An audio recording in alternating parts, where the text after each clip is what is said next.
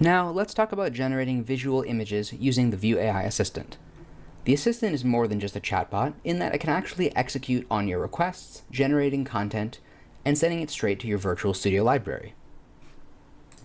For example, we can generate an image of a cozy log cabin in the woods. In this case, I'm using a prompt that is pretty vague, and it's going to do its best to fill in the details to give us a really nice, high-quality image. But you can be as specific as you like. And there we have a really nice image. To view it at full resolution, you can click the expand button over here.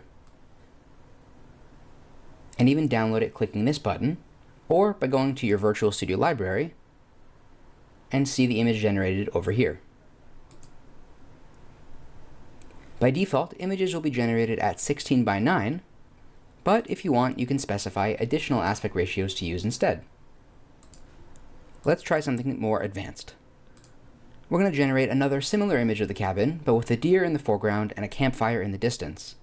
It should be nightfall, and in this case, it'll be a square image, perfect for social media. And there we have it, a really nice square image of exactly what we asked for. Thanks for watching. For more tutorial videos on Virtual Studio and SceneForge, visit our YouTube channel.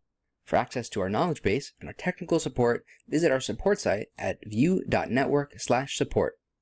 To contact support directly, email support@vustudio.com or call us at 888-575-1510. I hope you found this video helpful. Thank you so much for watching.